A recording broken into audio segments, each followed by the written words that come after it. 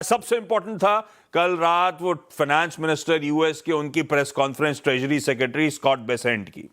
उन्होंने plan announce किया है, वैसे पता ही था यही अनाउंस करने के लिए प्रेस कॉन्फ्रेंस थी, कैसे ईरान की इकोनॉमी को आइसोलेट करेंगे, जो ईरान की इकोनॉमी को मदद कर रहे हैं, अफ्लोट रखने में मदद कर रहे हैं, उन इनेबलर्स पे कैसे हम सेकेंडरी सैंक्शंस लगाने की तैयारी कर रहे हैं, बेसिकली ईरान के दुनिया भर से फाइनेंशियल कनेक्शंस कैसे काटने की तैयारी कर रहे हैं। ये बेसिकली उस पर प्रेस कॉन्फ्रेंस जिसका नाम था ऑपरेशन इकोनॉमिक आउटकास्ट। तो नई सैंक्शन स्कीम अनवेल करी है। अच्छा, अनवेल करी है, फिलहाल इंप्लीमेंट नहीं करी है, देख लीजिए। बाकी डिटेल स्क्रीन पे चल रही है, मैं आपको जिस्ट दे देता हूं। स्कॉट बेसेंट साहब का कहना है कि प्रेसिडेंट ट्रंप वर्ल्ड लीडर्स को कॉल करेंगे, स्पेसिफिक रिक्वेस्ट करेंगे, सीज करें ईरान के साथ अपने इंटरैक्शंस। वो प्रॉमिस सैंक्शंस फिलहाल are yet to be imposed, यानी कि अभी लगाई नहीं गए। यूएस इंस्टेट करेगा क्या, एक स्पेसिफिक टाइमलाइन हर इंडिविजुअल कंट्री को भेजेगा। वो जो हमने एक्टिविटीज आइडेंटिफाई करी हैं जो ईरान के साथ वो करते हैं, उनको बंद करें। और खास तौर पे जो कंट्रीज मनी लॉन्ड्रिंग में मदद करेंगी ईरान की, उनको तो हम यूएस के ऑल इंपॉर्टेंट डॉलर सिस्टम से भी बाहर कर देंगे। एक बात ध्यान रखिएगा, चाइना ईरान का टॉप ट्रेडिंग पार्टनर है। और स्कॉट बेसेंट साहब से पूछा गया, ये जो आप कह रहे हो, ये जो गाज गिरेगी, उसमें क्या चाइना इंक्लूडेड है? तो उनका जवाब था, no one is above the reach of US sanctions. तो मतलब सब पे गाज गिरेगी। और यूएस चाइना का वैसे भी बड़ा फ्रेजाइल सा ट्रूस चल रहा है पिछले कुछ महीनों से। और शी जिनपिंग साहब की अगले ही महीने सितंबर में यूएस वॉशिंगटन में डोनाल्ड ट्रंप के साथ मुलाकात शेड्यूल्ड है। उससे पहले ये इश्यूज सामने आ रहे हैं। बेसिकली ईरान को पूरी तरह से आइसोलेट करने की तैयारी फिलहाल धमकी के तौर पे समझ लीजिए। और इसका मतलब क्या हुआ? सबसे इंपॉर्टेंट कच्चा तेल था। कच्चा तेल हम छोड़ के गए थे कल 3:30 बजे 92.9, तकरीबन 93 के आसपास। आज सुबह के ताजा भाव 92.2 पे, तो कुछ ज्यादा फर्क नहीं पड़ा है, 70-80 सेंट से कूल ऑफ हुआ है।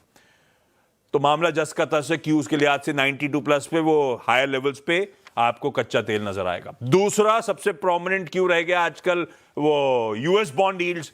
लाइए जरा 4.7 4.71 के आसपास मैंने आज सुबह देखी थी, वही है।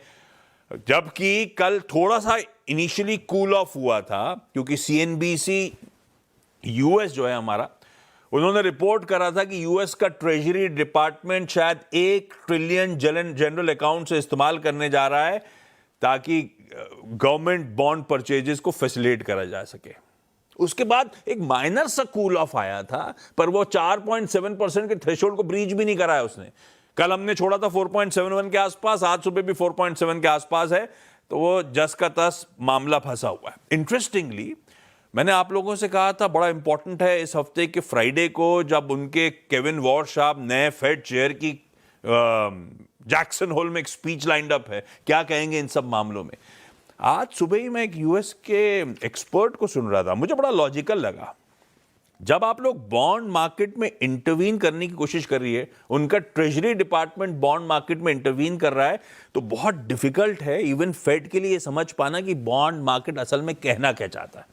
तो आप क्या एक्सपेक्ट करेंगे केविन वॉर्श साहब आके फ्राइडे को क्या बोल देंगे? एक्सपेक्टेशंस हाई हैं, पर बिल्कुल सही था उनका कि डाउट है कि उस एक्सपेक्टेशंस पे मीट कर रही होगी वो स्पीच, क्योंकि वो ब्लाइंड स्पॉट उनके लिए भी जस का तस बना रह जाएगा। खैर, एक और इंपॉर्टेंट अपडेट। अब ट्रंप साहब ने देखिए कहां फंसा लिया है अपने आप को। एक वो बॉन्ड मार्केट्स की फाइट कंटिन्यू करी है ट्रेजरी डिपार्टमेंट ने, दूसरा इन ईरान की सैंक्शंस की बात हो रही, तो तीसरा फ्रंट खुला हुआ है कनाडा के साथ, वो टैरिफ वाला मामला और एस्केलेट हो गया है। कल मैं रिपोर्ट कर रहा था कि फ्राइडे को उनकी बातचीत टल गई थी, मतलब बातचीत से कुछ निकला नहीं, तो दोनों ने टैरिफ्स इंपोज कर दी। ट्रंप साहब ने अनाउंस कर दिया, कनाडा ने कहा था डॉलर टू डॉलर हम भी रेसिप्रोकेट करेंगे।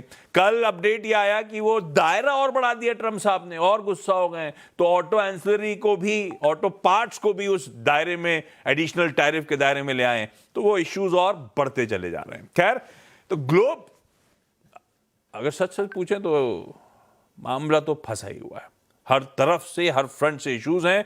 यूएस में नैस्डैक कूल ऑफ हो रहा था, नैस्डैक में से कह लीजिए थोड़ी सी रिस्क ऑफ द टेबल जा रही है। सबसे ज्यादा रिस्क कहां पे है? नैस्डैक में। और ठंडा होने के पीछे रीजंस क्या हो गए? यही सब कंसर्न्स जो माउंट हो रही हैं। इतने सारे इवेंट्स। कल ध्यान रखिएगा यूएस का जीडीपी नंबर, यूएस के इन्फ्लेशन का प्रिंट, पीसीई का आना है और एनवीडिया के नंबर्स आने हैं। तो नैस्डैक में प्रॉफिट टेकिंग देखने को मिल रही है और वही आपको आपके एशियन पियर्स जो ज्यादा डिपेंडेंट है उस यूएस क्यू से, तीनों के तीनों तो एशिया में दिखाए थे, इसीलिए आपको दबाव के साथ कामकाज करता हुआ आपका साउथ कोरिया, आपका ताइवान, आपका जापान के मार्केट्स नजर आ रहा है। यह है इस समय की ग्लोब की तस्वीर। अच्छी तो नहीं है पर ठीक है, कल जहां छोड़ा था सरदर्द वैसे का वैसे, ये बड़ा नहीं है, वो अपने आप में अच्छा है, पर है तो सरदर्द